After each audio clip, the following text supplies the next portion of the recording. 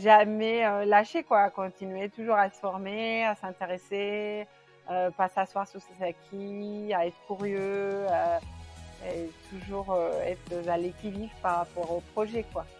Et c'est ça qui le rend passionnant aussi et qui fait qu'on est dedans et qu'on kiffe, quoi.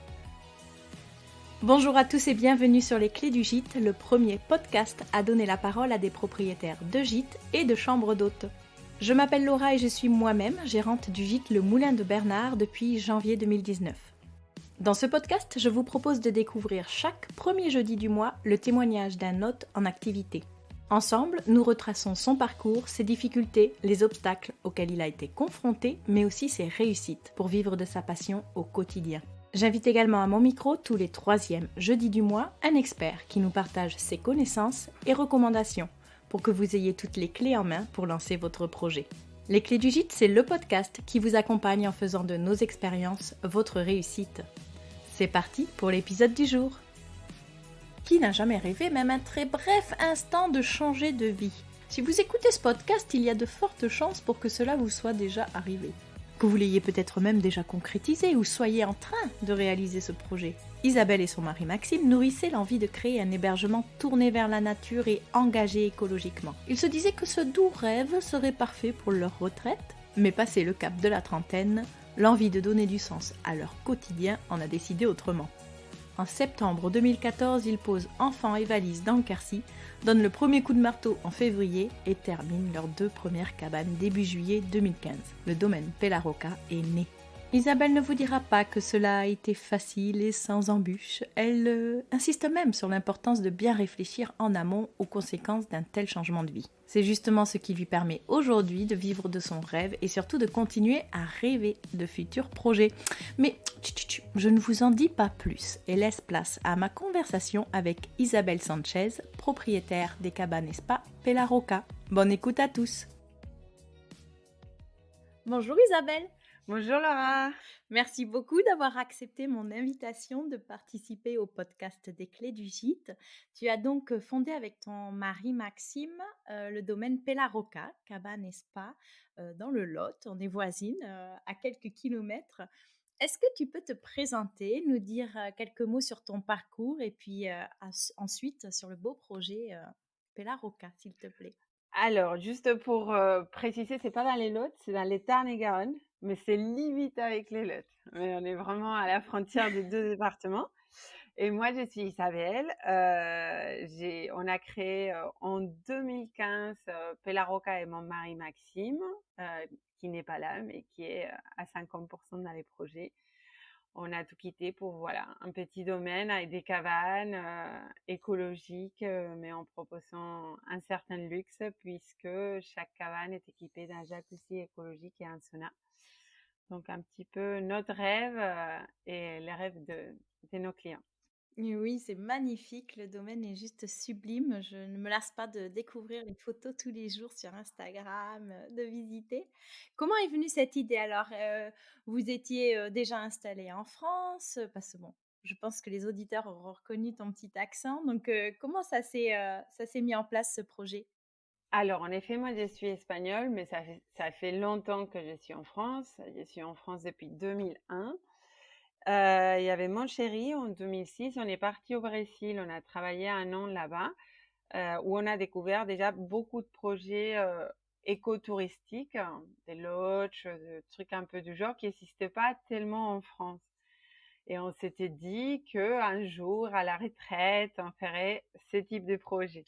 Bon, très vite, on s'est rendu compte que la retraite allait être, que c'était bien trop loin et qu'on avait vraiment envie de monter ces projets avant et qu'on avait envie aussi d'un changement de vie. Je pense que ça arrive souvent aux trentenaires, trouver quelque chose qui donne un peu plus d'essence et faire quelque chose qui nous plaît pour de vrai. Et voilà, on s'est lancé à essayer de monter ces projets. Et alors, pourquoi des cabanes? Qu'est-ce qui a plus orienté le projet dans ce côté très nature, très un peu luxe aussi? Alors luxe, c'est peut-être un grand mot, mais en tout cas, plutôt chic, voilà. Comment vous vous êtes, orientés sur, cette base-là? Alors l'idée au début, c'était de faire effectivement un projet d'accueil en général et d'hébergement.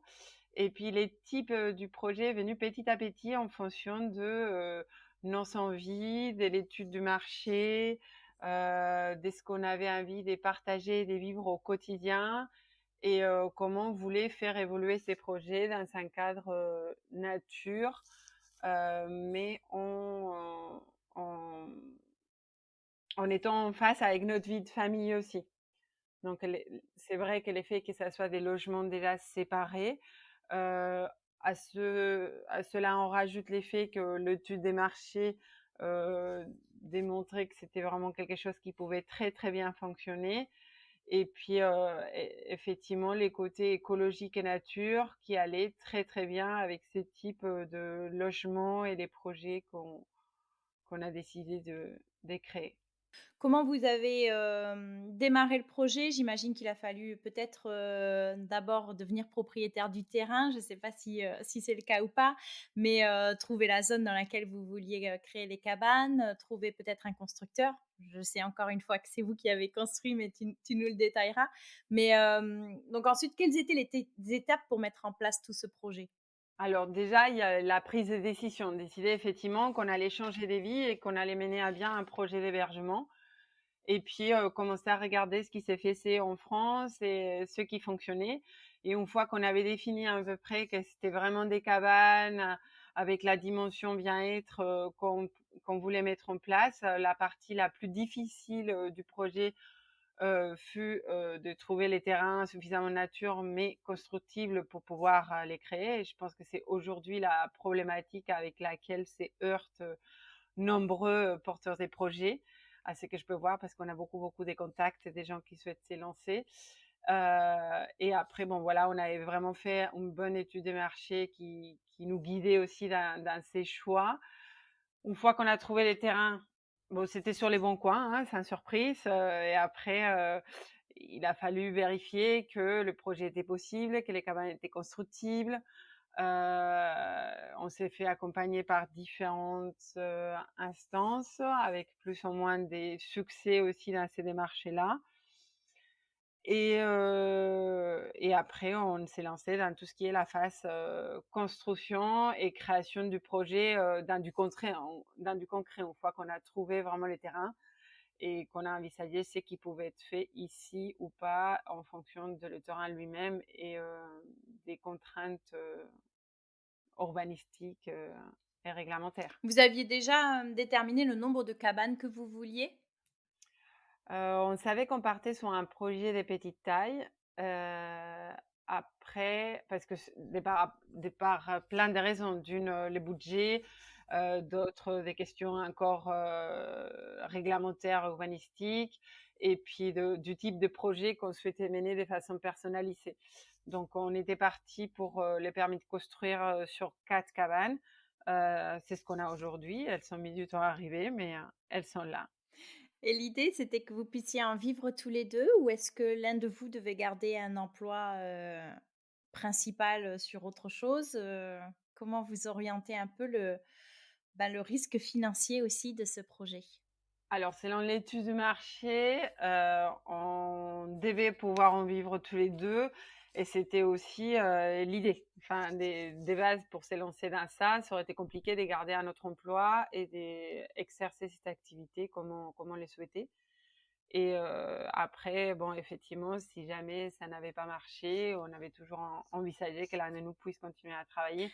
Qu'est-ce que vous faisiez dans la vie jusqu'au moment où vous avez décidé de vous lancer? Vous aviez déjà des métiers qui, s'apparentaient à l'aventure, ou vous aviez déjà construit, Alors, pas du tout. Maxime, il était ingénieur informaticien. Donc, il développait des D'accord. projets, des gros projets en ligne à Toulouse. Et moi, j'étais dans les milieux culturels. Mon dernier poste, j'étais directrice d'une galerie d'architecture et design. Donc, je faisais déjà de la communication, je faisais un peu de comptable. Disons que j'avais touché à plusieurs trucs qui m'ont beaucoup, beaucoup servi par la suite, mais c'était pas vraiment le même métier du tout. Alors une fois que vous avez trouvé le terrain, donc tu le disais, vous avez affiné un peu plus, l'aménagement. Effectivement, il fallait voir en fonction des contraintes du terrain où est-ce que vous pouviez aménager une cabane, une deuxième, et cetera. Vous avez donc fait vous-même les premières cabanes. Comment vous avez fait? Est-ce qu'il y avait déjà des tutos sur YouTube ou comment vous avez fait ça? Donc on est comme tu as vu, on était comme on a dit, on n'était pas du tout de métier. Il y avait déjà des tutos sur YouTube, mais c'est surtout qu'on a été aussi très bien entourés et par mon ancien métier, je connaissais, bah, du coup, pas mal d'architectes. On a un copain, architecte, 2 copains architectes, qui ont revu nos plans, même si c'était nos idées. On a aussi une très bonne copine designer qui, avec nous, a réfléchi à, tous les meubles, leur utilisation, enfin du coup, on a pu se questionner vraiment sur chaque objet, chaque utilisation, l'esthétique et tout. Et sur une petite surface qui est une cabane, bah, du coup, ça rend assez bien. Et je pense que ça a été un peu la clé du succès de nos cabanes. C'était tout ce qui était déco de celle-ci, quoi. Disons qu'elle rentre un peu par les yeux et c'est ce qui a fait que dès le début, ça a marché. Et après, pour ce qui est construction pure et dure, on a fait de l'accompagnement à l'autoconstruction. Donc, on avait trouvé un artisan qui nous accompagnait pour la construction des 2 premières cabanes. Et en gros, nous, on était sa main d'œuvre, on faisait ce qu'il nous disait de faire et on avançait comme ça. Génial. Et ça l'a fait. Ouais, mais tous les artisans proposent, ça à ta connaissance ou c'est assez, rare quand même? Non, c'est assez rare. Il y a des gens spécialisés dans l'accompagnement à l'autoconstruction. Après, c'était pas le cas de l'artisan auquel on avait fait appel, mais il avait accepté de le faire pour nous. Et après, il y en a vraiment des artisans qui sont spécialisés dans ça, quoi, qui sont vraiment le côté, ils accompagnent, quoi. D'accord.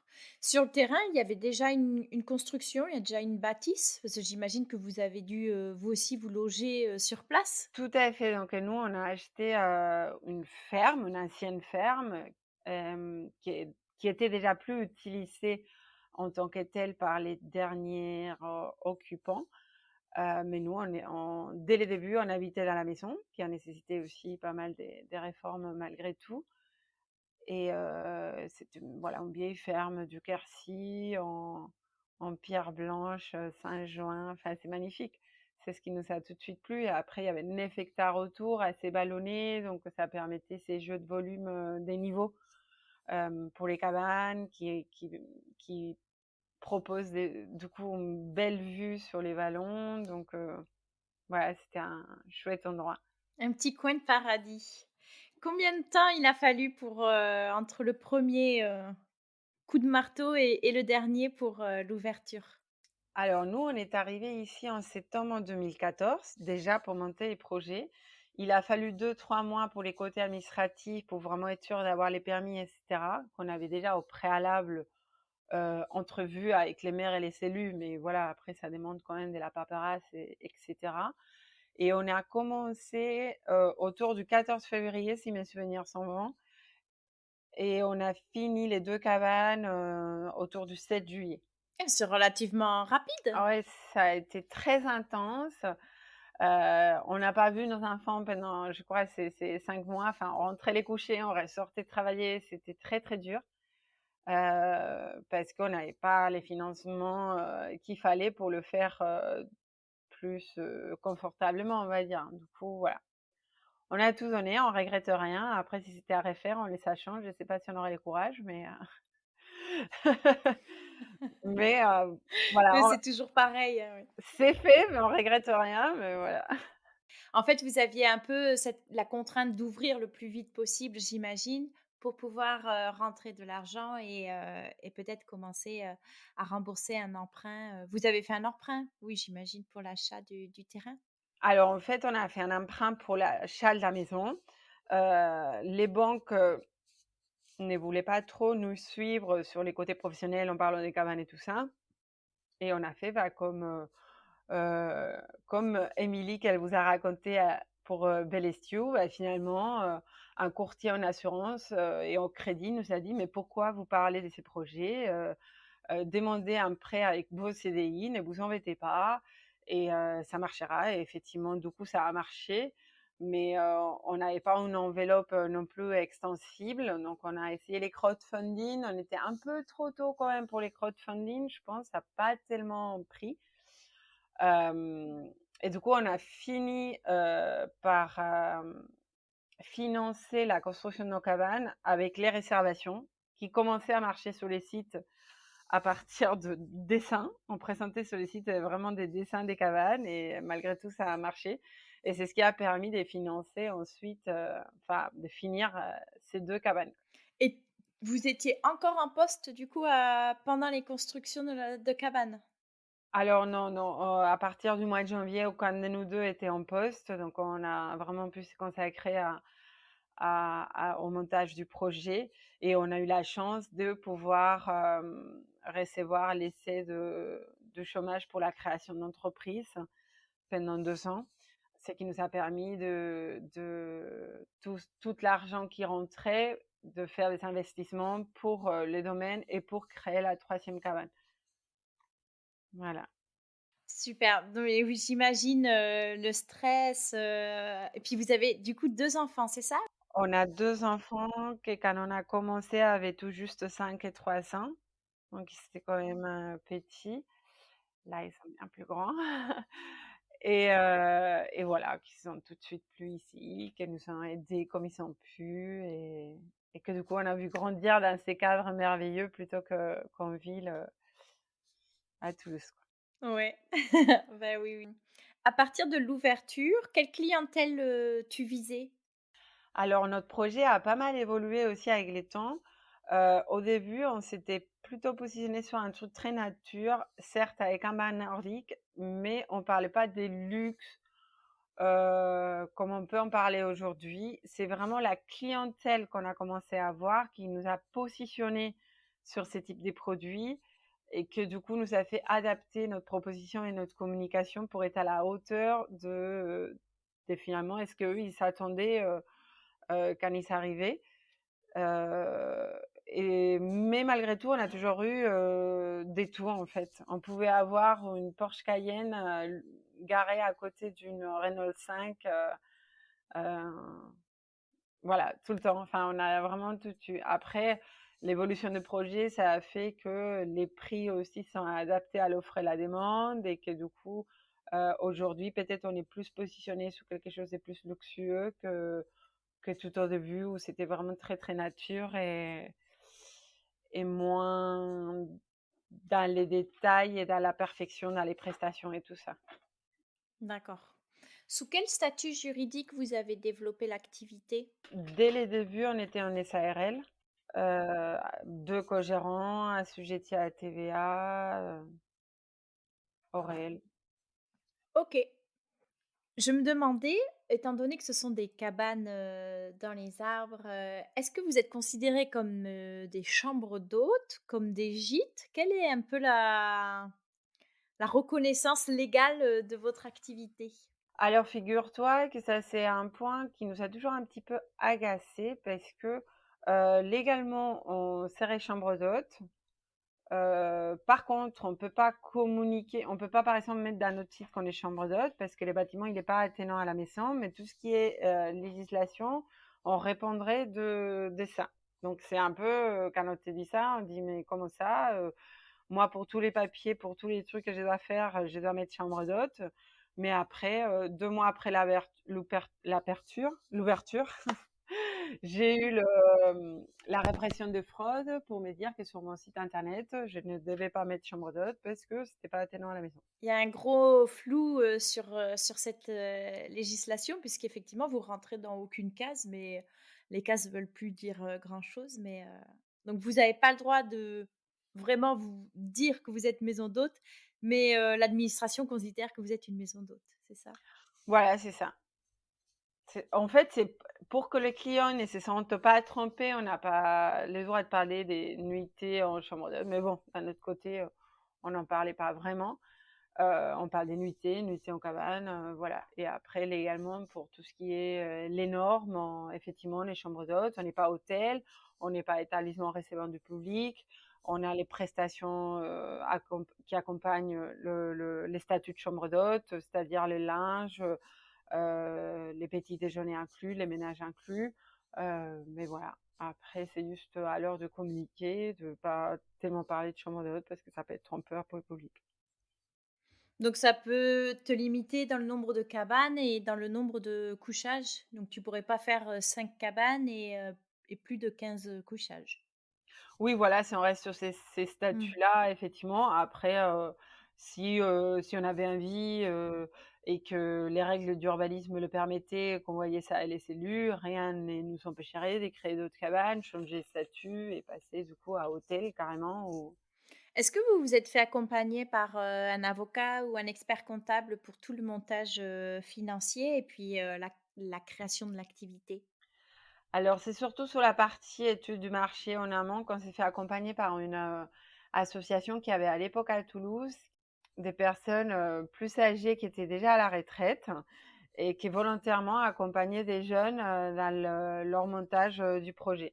Donc c'était hyper intéressant, d'avoir déjà ces échanges, générationnels, avec ces personnes qui avaient vraiment un regard, d'entreprise quoi et qui posaient les questions pertinentes sans forcément connaître ni les sujets, ni les produits, ni rien. Mais qui savaient vraiment comment un business marchait et qui m'ont beaucoup aidé pour avoir vraiment cette logique, d'entreprise. Parce que moi, avant, j'étais dans les milieux culturels, donc c'était vraiment du domaine public et associatif. Euh, et après, bon, on se fait accompagner aussi un petit peu par la CCI ponctuellement sur certaines questions, euh, par les conseils régionaux d'hébergement de plein air. Non, je l'ai dit mal, c'est pas exactement ça, mais on a vu aussi différentes personnes à différentes institutions publiques qui nous ont accompagnés et aussi les pays Midi-Quercy qui nous a aidé à monter une demande de subventions dans les cadres du leader en subvention européenne, du coup, pour ces projets dans les territoires. Ça faisait partie de mes questions. Effectivement, j'ai vu sur votre site que, donc vous les remerciez pour leur support donc il y avait, la région, il y avait Midi-Quercy, je m'étais noté qui d'autre? Le fonds européen. Comment ça s'est mis en place, du coup, c'est grâce à Midi-Quercy que vous avez fait, tout un dossier de demande, c'est ça? C'est des subventions pour la création du projet?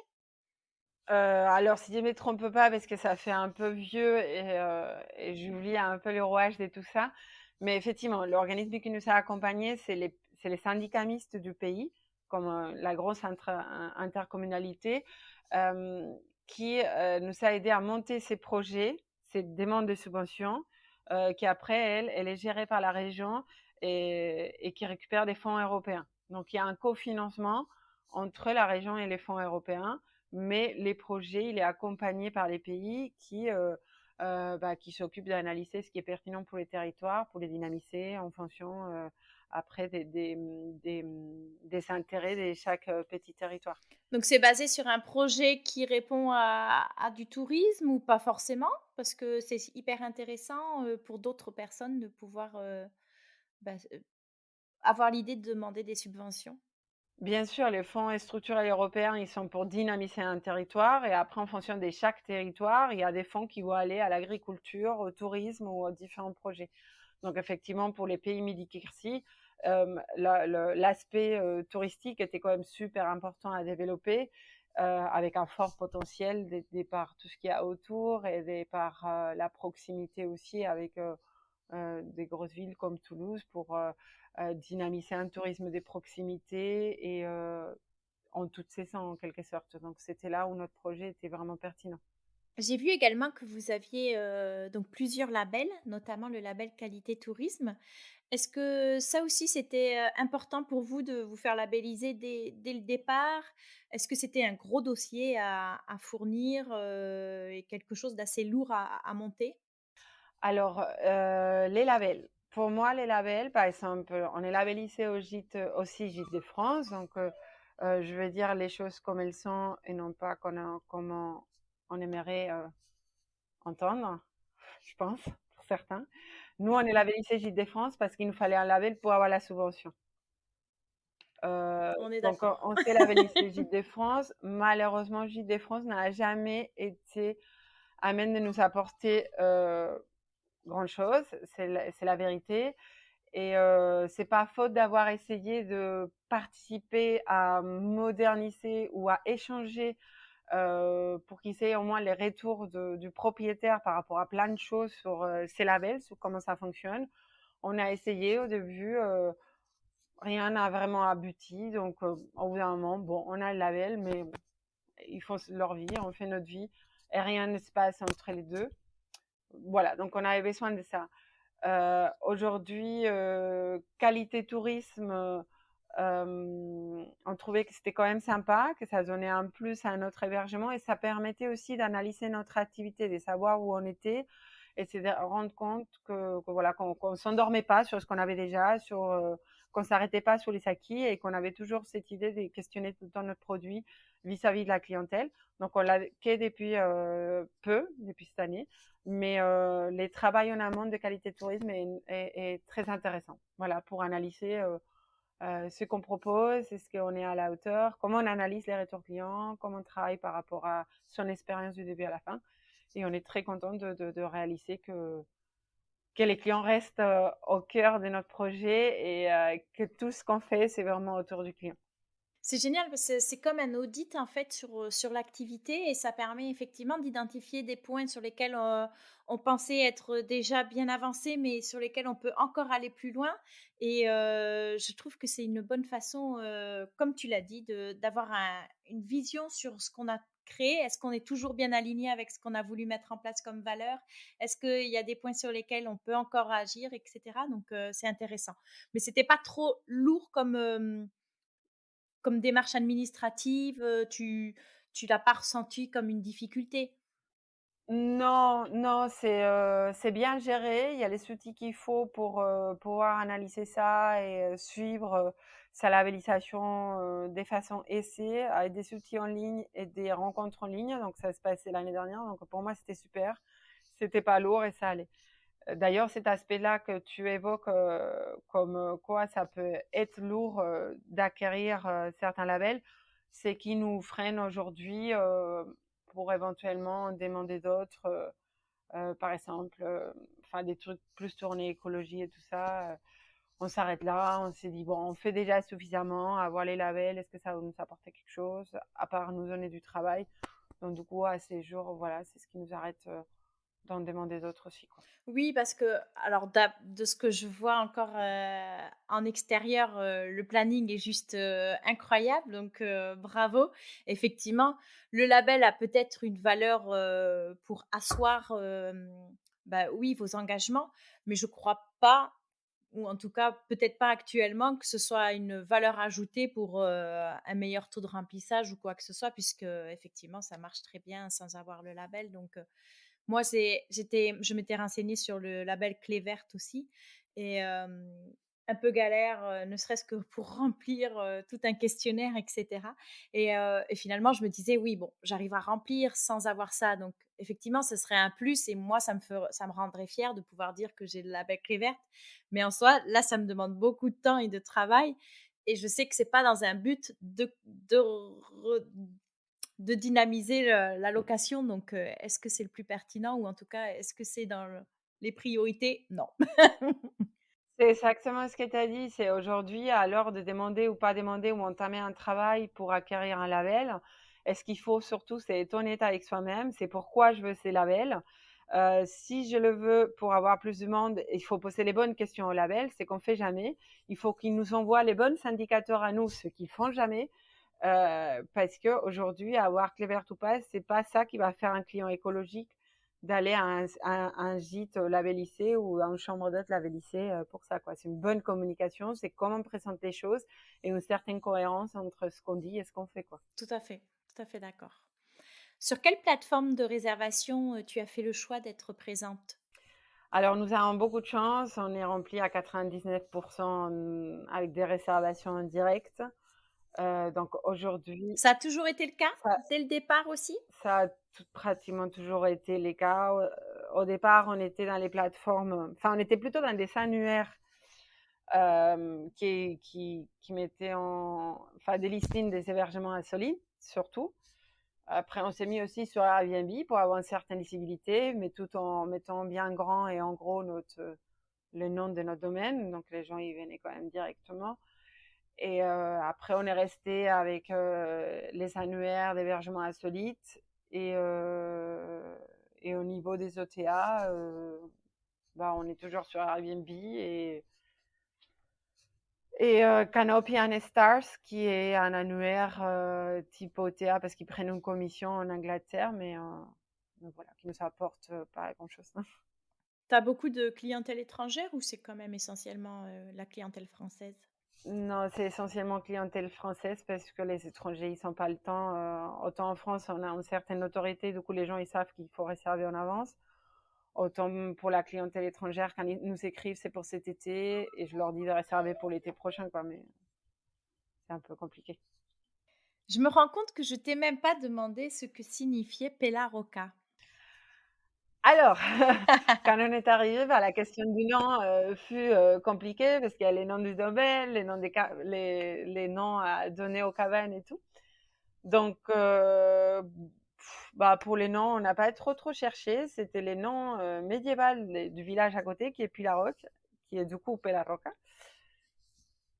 Et on pense, enfin, je ne sais pas qui nous a dit, mais on n'est pas sûr à 200% de l'origine étymologique du nom. C'est la roche à fleurs, en fait. C'est la roche pelée. Et c'est vrai que dans les paysages du Quercy blanc, on trouve beaucoup, tout d'un coup, des monticules de roches où il n'y a rien qui pousse, tout calcaire.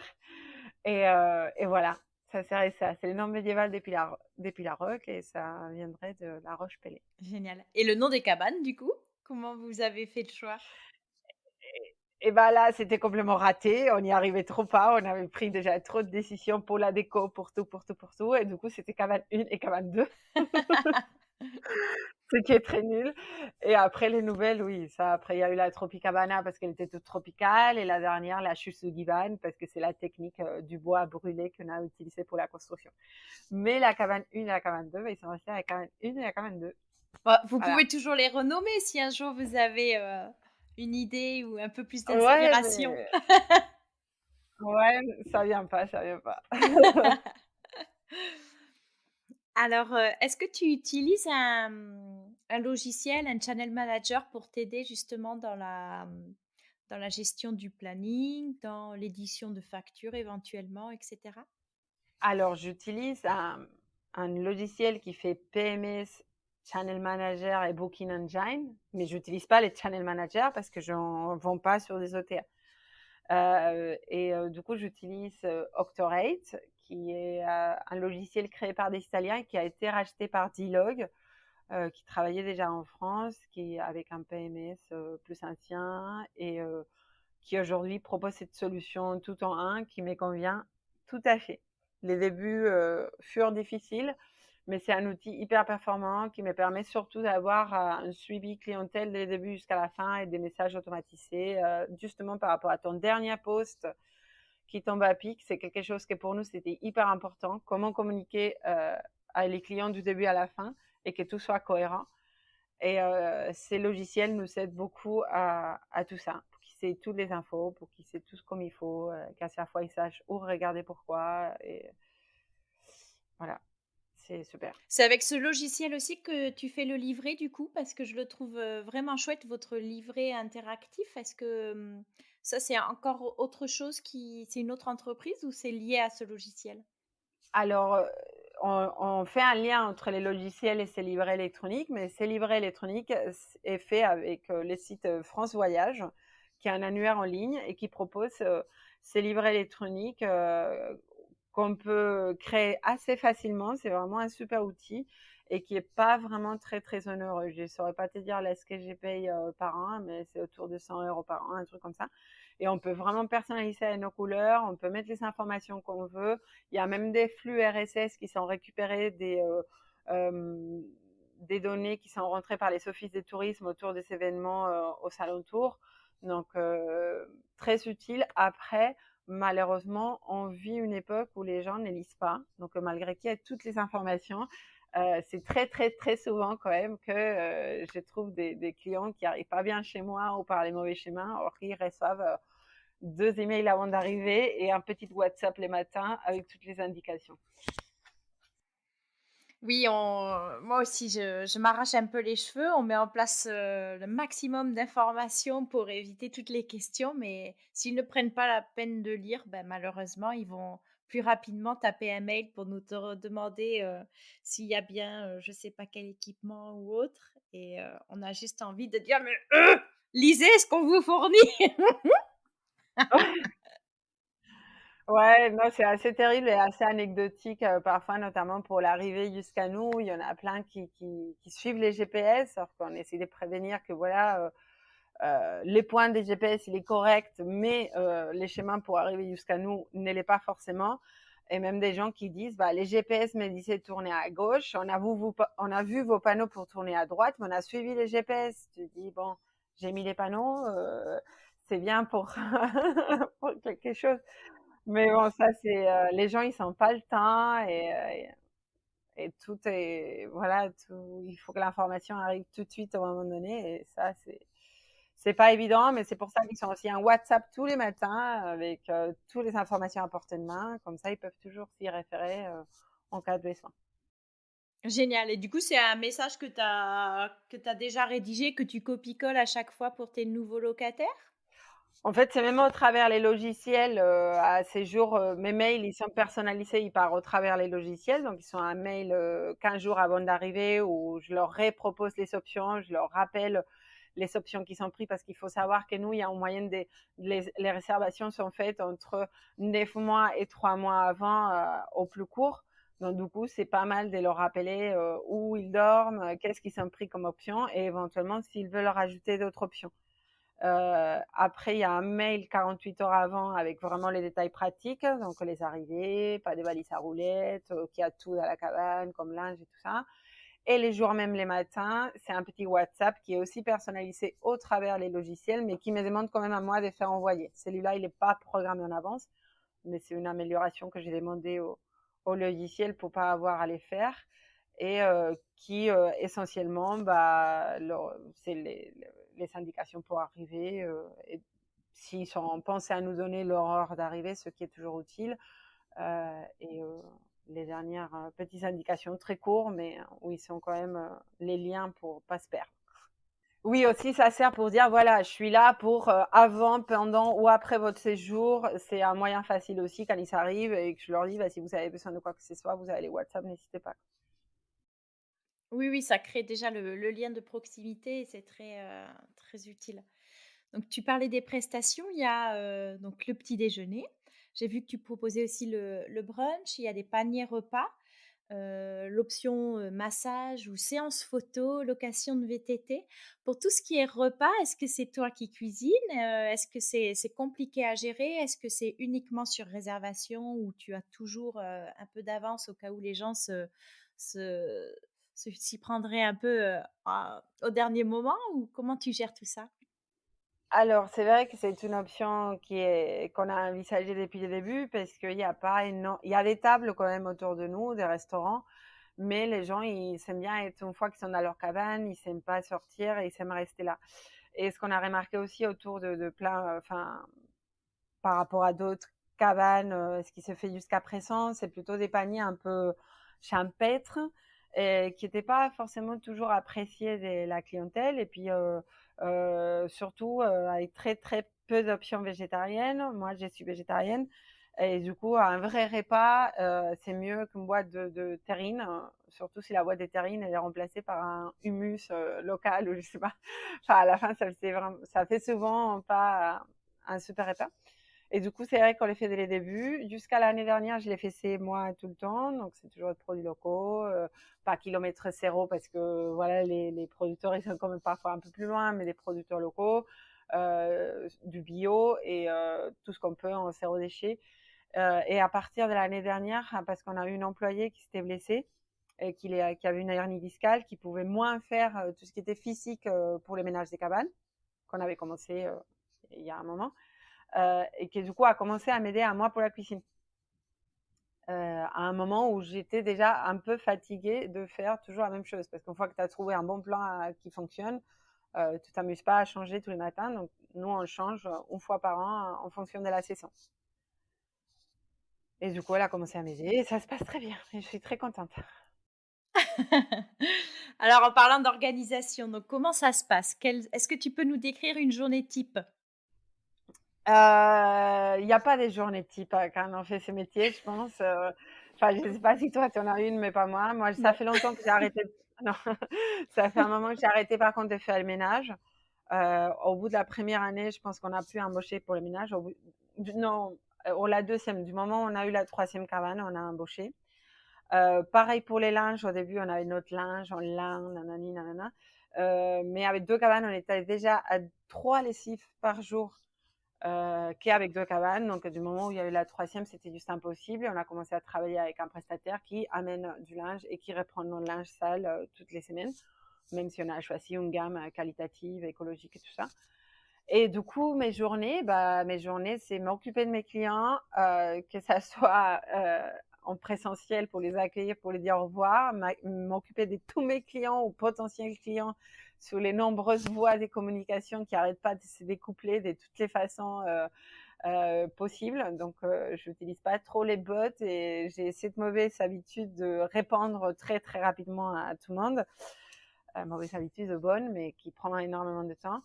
Et je m'occupe de la compta, de la communication, de la gestion. Donc, je suis beaucoup, beaucoup quand même devant l'ordinateur. Combien de personnes pour le ménage, vous avez? Est-ce que c'est une seule personne ou c'est plusieurs personnes pour les cabanes? Alors, nous, on est complet pratiquement, enfin, on est complet. On est ouvert déjà pratiquement toute l'année.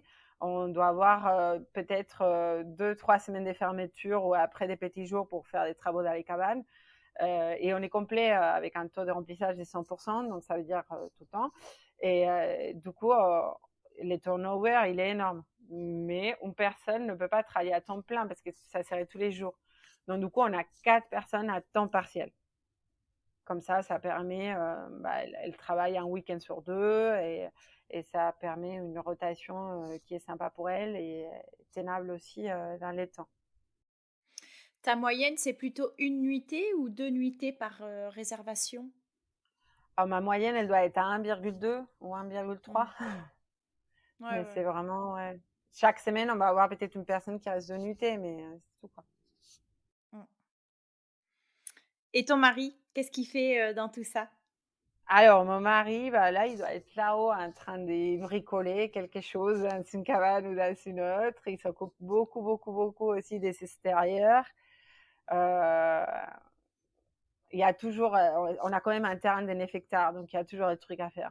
Plus 4 cabanes, plus la piscine. Là, on a installé des panneaux solaires, on a les potagers. Enfin, il y a 40 000 espaces, en fait. Et tout ça, bah, il faut le gérer. Mmh. Et donc actuellement, vous pouvez tous les 2 en vivre? Vous pouvez vous rémunérer tous les 2 et en même temps, embaucher du personnel grâce à l'activité? Tout à fait. Génial. Alors, quelles sont les principales, leçons que tu retiens de tout ce parcours? Alors, pour les débuts du parcours, les principales leçons, c'est qu'il faut être accompagné, être formé et connaître les milieux dans lesquels on va se mouvoir. Et c'est vraiment hyper important. Il ne faut pas arriver avec des certitudes, il faut arriver avec des connaissances et après voir comment on les applique une fois qu'on est sur place. Euh, Aussi qu'il faut vraiment donner de sa personne quand même pour les monter et puis si possible avoir les financements parce que sinon c'est vraiment épuisant et ça peut décourager, ça peut briser de couple, enfin ça peut tout faire quoi ou alors être hyper solide. Nous ça va, c'est passé mais c'était très dur, voilà. Et après jamais lâcher quoi, continuer toujours à se former, à s'intéresser, pas s'asseoir sur ses acquis, à être curieux, et toujours être dans l'équilibre par rapport au projet, quoi. Et c'est ça qui le rend passionnant aussi et qui fait qu'on est dedans et qu'on kiffe, quoi. Et à contrario, quel est le plus beau souvenir jusqu'à aujourd'hui, que tu retiens? Je pense que c'est quand on s'est remariés, mon mari et moi, donc en 2000, enfin il y a 2 ans, qu'on a fait une grosse fête de remariage qui nous a permis de regarder un peu en arrière et s'arrêter sur tout ce qu'on avait fait. C'était un super chouette moment de partage avec la famille et les amis et qui finalement était une fête du projet déjà accompli. Là, ça faisait quand même 4 ans qu'on était en activité et ça nous a permis voilà, de nous retourner et dire waouh, c'est ça qu'on a fait et on peut en être fiers parce que c'est super chouette. Je confirme. Quand tu rencontres des gens et qu'on te demande ce que tu fais dans la vie, comment tu définis ton métier? Bah, je dis on gère des cabanes dans les arbres. On a un petit, ou on a un petit hôtel. Ça dépend d'à qui on parle en fait. Ça dépend de ce qu'ils demandent. Voilà. On a un lieu d'hébergement à la campagne. Et tes enfants, comment ils définissent, cette activité-là? Je sais pas trop, je suis pas dans leur tête, mais souvent, ils voient des trucs, j'en sais rien, des blogueurs qui sont venus dans nos cabanes et que leurs amis surkiffent, genre quand il y a eu Thibaut InShape et tout ça qui sont venus chez nous, que mes enfants connaissaient pas du tout parce qu'ils sont pas du tout internet ou réseaux sociaux, mais qu'ils ont vu que les autres ils connaissaient et du coup ils s'éventaient un peu comme ça, ou ils sont parlé les bed jobbers. Pour eux, les bed jobbers, je sais pas ce qu'ils c'est, mais ça doit être des gens très importants qui ont dit qu'on a les plus belles cabanes et que du coup, pour eux, c'est acquis, quoi. On a les plus belles cabanes. Et du coup, ils sont ces trucs que je pense pas que ça soit vraiment la réalité, mais que eux, ils s'y croient, quoi. Et après, ils veulent des cabanes dans les arbres pour eux, mais ils veulent avec jacuzzi, quoi. Ouais, quand même. Voilà. Je pense que c'est un peu maintenant qu'ils sont plus grands, ça va. Mais au début, c'était un peu bizarre pour eux parce que les gens, ils sont arrivés et du coup, ils se mettaient à côté de nous, ils nous regardaient, ils nous disaient: «C'est des clients ou c'est des amis?» Avant de avant de faire quoi que ce soit, ils savaient pas s'il fallait faire la vie, s'il fallait, faire ceci, s'il fallait faire cela. Donc du coup, la première question, c'était: «C'est des clients ou c'est des amis?» Pour après ajuster leur propre discours en fonction, c'était assez drôle. Mais maintenant ça, ils savent. Bah, du coup, ils sont fiers de vous quand même, de tout ce que vous avez, créé justement. Oui, oui, oui, je pense. Je pense qu'ils sont fiers. Après, je sais pas jusqu'à quel point ils réalisent les changements parce qu'ils étaient vraiment petits, mais en tout cas, ils sont contents d'être là. Ça, c'est sûr. On verra à l'adolescence, mais Et justement, tu l'as évoqué, moi j'ai en tout cas, encore une fois, de par ce que je peux voir sur votre site internet ou, sur l'onglet presse et sur tes réseaux sociaux, vous êtes, énormément suivi par des influenceurs, vous en recevez, très régulièrement. Alors je dis influenceurs pour un peu, mettre un peu tout le monde dans le même panier, même si, ça va peut-être pas faire, des heureux. Mais est-ce que c'est quelque chose que tu travailles? Est-ce que c'est les gens qui viennent spontanés vers toi? Est-ce que tu fais beaucoup de partenariats comme ça? Est-ce que voilà, est-ce que c'est une stratégie? Est-ce que c'est un travail? alors, c'est un travail, ça se travaille et ça s'inscrit effectivement dans ma stratégie de communication. Après, à ces jours, j'ai eu la chance d'être beaucoup contactée par leur part.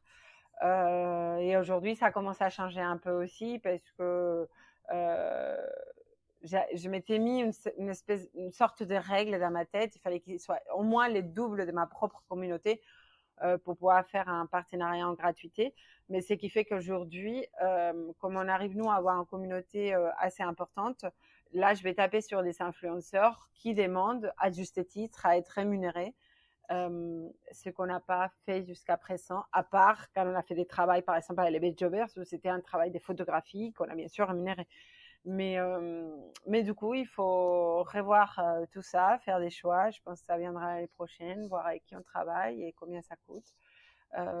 Mais je pense que c'est quelque chose à faire qui est très intéressant et qui donne des fruits tout de suite.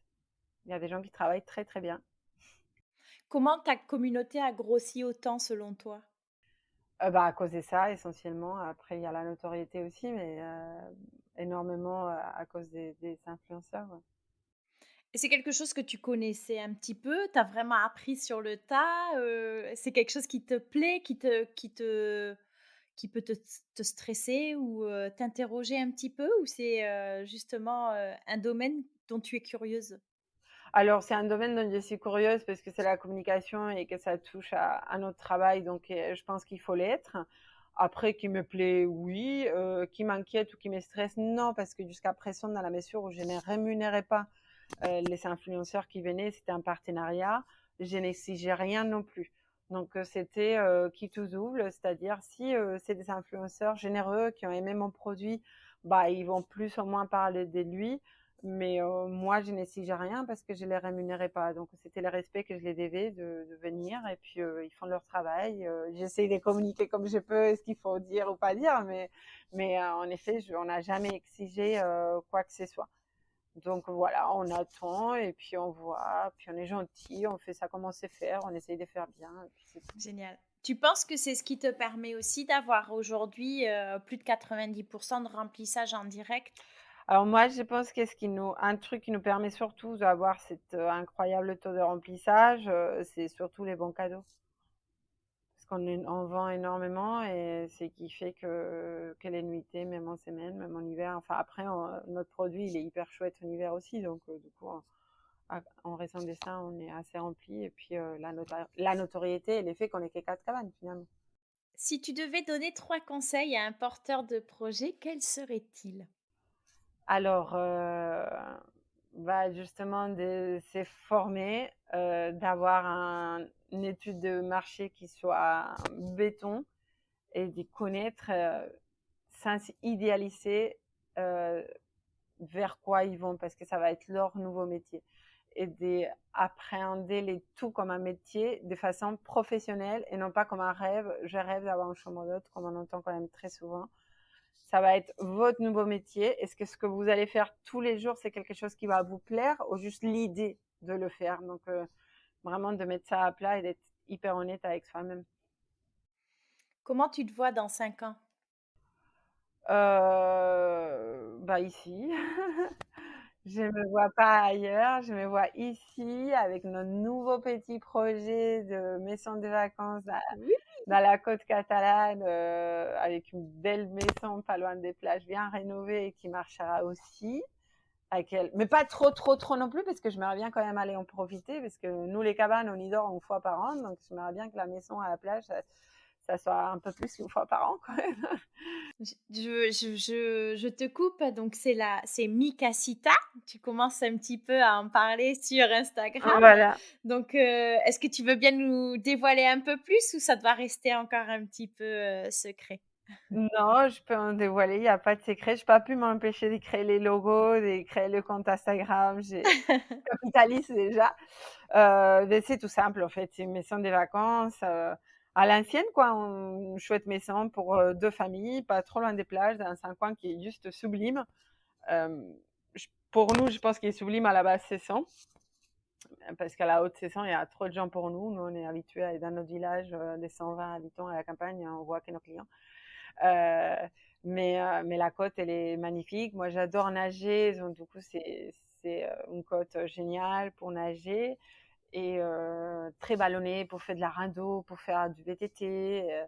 Une maison qui va être très sympa et voilà, tout simple en fait, mais tout ce qu'on aime. Génial. Et est-ce qu'il y a une date d'ouverture qui se profile ou pas encore? Alors nous, la signature définitive est la semaine prochaine. Et après, bah, tout l'été, elle va rester dans son état un peu vieillot, années 70.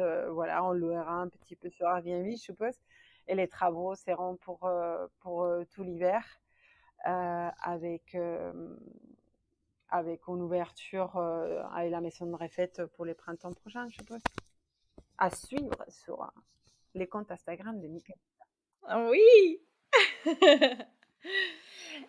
Depuis l'ouverture, donc depuis à peu près 2015, est-ce que vous avez réussi à prendre des vacances? À vraiment prendre du temps pour vous, à déconnecter des cabanes et à voyager? Alors, prendre des vacances, oui, déconnecter, non. Ça, c'est jamais possible. Ça, c'est pas possible.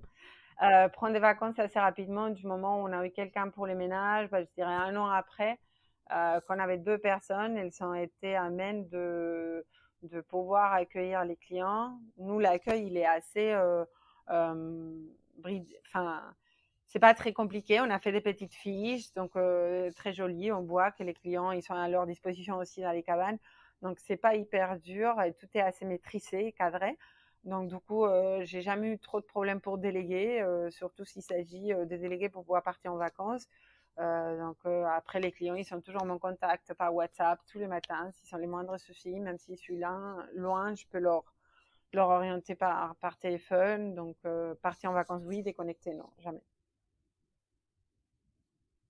Mais voilà, déjà, je peux partir en vacances. Oui, non, ça c'est super déjà.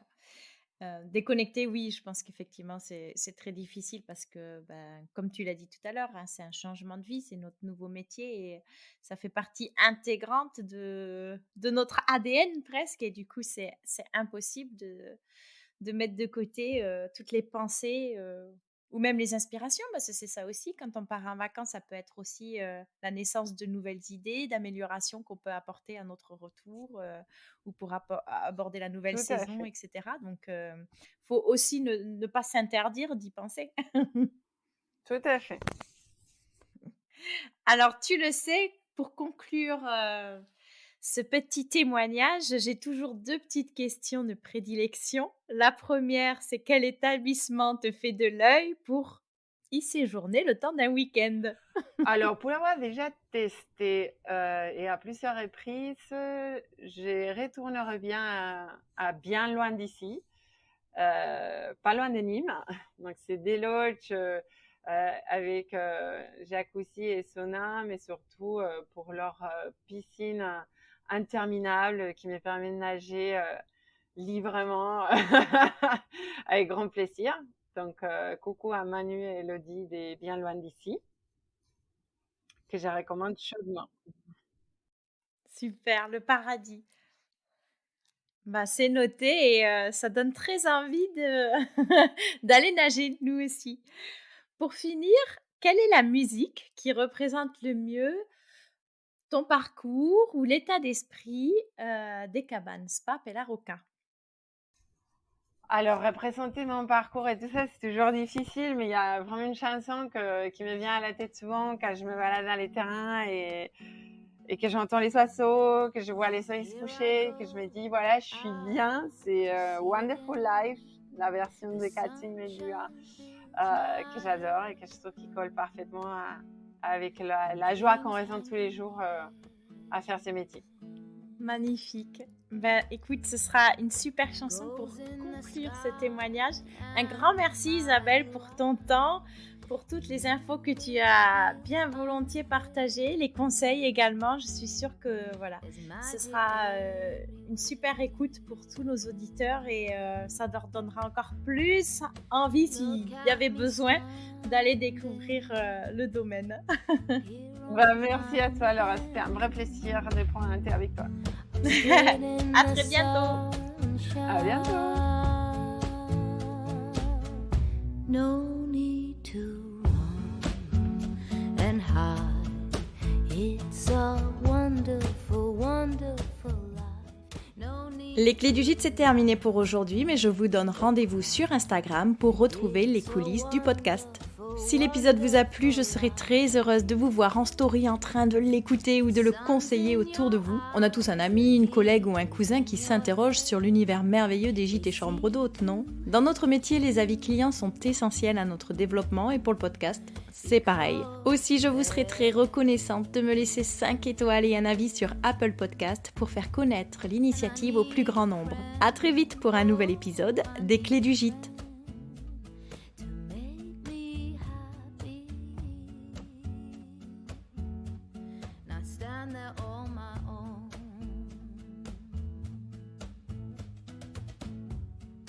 Look at me standing here on my own again, up straight in the sunshine.